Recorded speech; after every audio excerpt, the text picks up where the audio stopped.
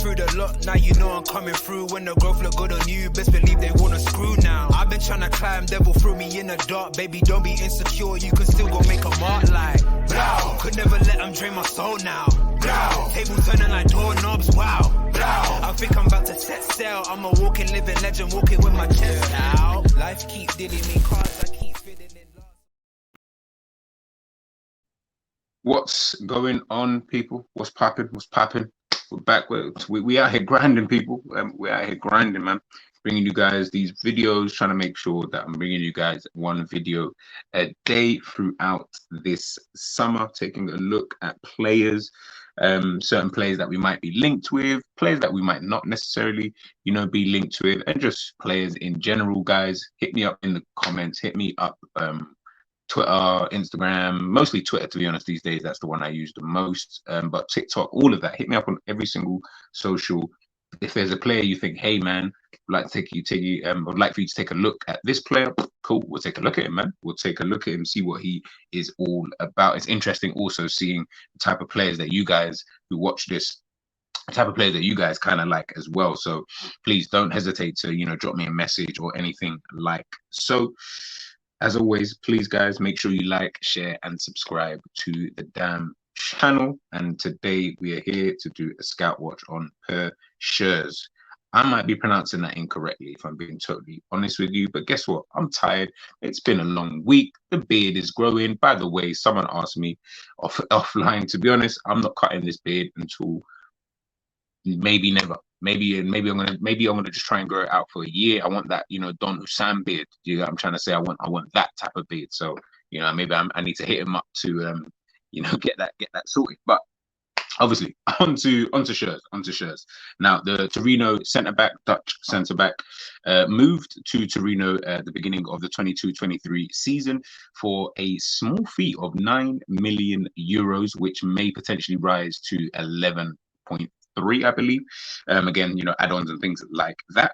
Quite shocking, if I'm being totally, and 100% honest with you, because he was a player when he was at Ajax that was, touted for big things, if I'm being, perfectly honest. And it was kind of a shock, really, to even hear that Ajax were ready to let him go. Now, obviously, on top of that, Ajax had then let go of Lisandro Martinez. So I thought to myself, wouldn't Schuurs get him, wouldn't this be the perfect time for him to really stake a claim in terms of a bigger role at Ajax, and a more important role, at Ajax kind of thing. Now, I don't know the ins and outs. I don't know if there was a contract dispute potentially, or, he wanted to get away for whatever reason. But then it's just the sheer fact that he then went to Torino as well, not one of the bigger teams that I would have thought he would have gone out to. So again, a little bit weird behind that deal. Anybody who does know, please do let me know in the comments. Was there something going on? Was it contractual? Was it just he just wanted to leave for whatever reason? I can't even realistically think why he'd want to leave. Did the manager not want to give him too much game time, for the following season? Like, I'm trying to, I'm really, really trying to, kind of work it out, because the reality is, as I mentioned before, he did look like someone that was potentially going to, I don't want to say, become, Ajax's best, centre back and things like that, but he was definitely on the way to, establishing himself, within the Ajax team. If I'm being, perfectly honest, I mean, the 21-22 season, he played 22 games in the league, 30 games overall. The season before that, he played 41 games overall. In his, would I say, breakout season, so to speak, he played 17 games in the 19-20 season, and obviously, he made his debut for the club back in the 18-19 season. So, to then move to Torino, this season he played 33 times for them.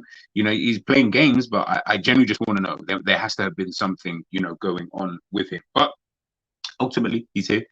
Centre back, can play right-sided, can play down the middle as well. Very, very comfortable on the ball. I remember watching him play against Liverpool in the Champions League, and I remember thinking to myself, he's going to have a tough battle up against either Salah or Mane. It kind of changed at times, throughout the game. But I felt like he did pretty well in that game, and he was someone that they were talking about prior to the game in terms of how he was going to be able to handle himself. Now, he can play, on both sides. the right centre back. Obviously, that's mostly his position, or he can obviously play through the middle. I think I have actually seen him appear left-sided centre back as well, but that might be in a back four for Ajax, when he used to play there. So, again, that versatility, we all know Jurgen Klopp likes that. This is a player that Jurgen Klopp has had reported interest in before. I think that was before his move, obviously, to Torino.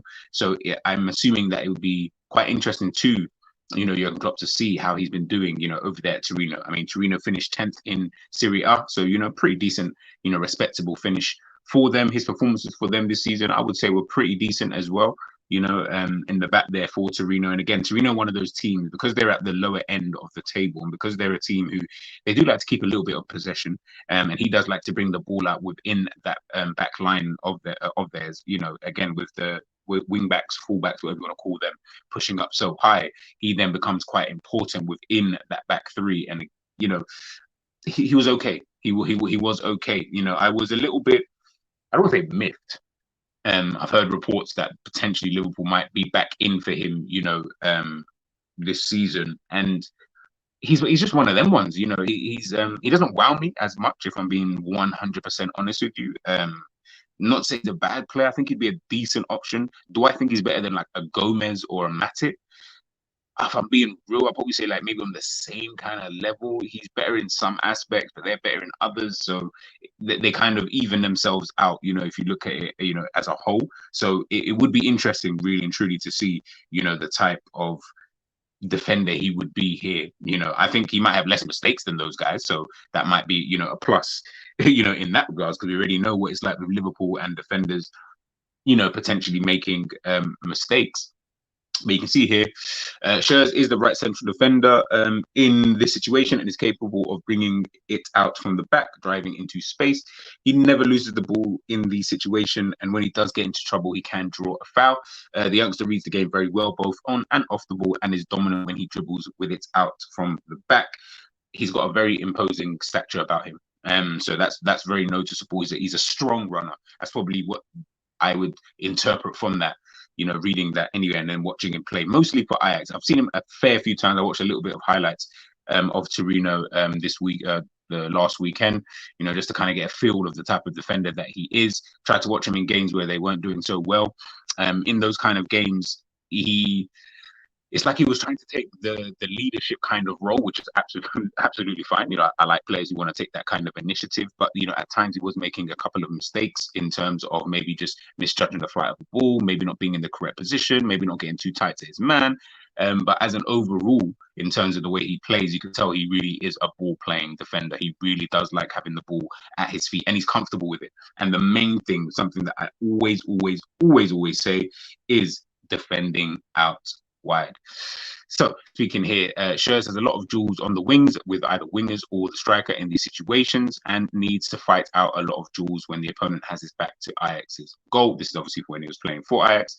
This is ideal since Schuurs can recover possession using his aggressive approach and good physical ability. Now, obviously, talking about how he was obviously when he was at Ajax, that kind of, or that scouting report there, again, being able to play out wide, being able to comfortably defend out wide, for me, is so vitally important, because you need to be comfortable in both on the ball and off the ball. If you're not comfortable in one of those areas, it will stick out like a sore thumb. And we've already seen what it looks like when you have potentially a Konate who is good at the defending side of things, even though he's being asked to do two jobs, but he's good at the defending side of things. But then when he's asked to be on the ball, he's not that good, and then it's pretty, would I say, obvious, so to speak. In terms of his passing, Schuurs is accurate in his passing in his own half, never makes a big mistake there. His technique in both his short and long passing is good, and he can use multiple techniques to play long passes, such as the chip pass to the striker, but also the crossfield pass to the left winger or the left back again. So if he is going to play on that right-hand side, can anyone honestly say that you'd be comfortable with Konate doing that? Probably not. I'm not saying he can't do it at all, but he's not someone who's that comfortable doing so. Konate, again, is all about the defending. And I think with the way that Liverpool are trying to potentially play moving forward, that might be something to, potentially look at in terms of having someone who is comfortable in that area. Now, when it comes to also, as I mentioned, with the mistakes that he was making for Torino, we're talking about playing for Torino. Playing for Liverpool those type of mistakes that he was getting himself into at for Torino, he's not necessarily going to find himself in those type of situations because of how dominant Liverpool will be in most games, bar the Man City, maybe the Arsenal kind of game. The games against the big clubs anyway, it's going to be quite different, if I'm being honest with you.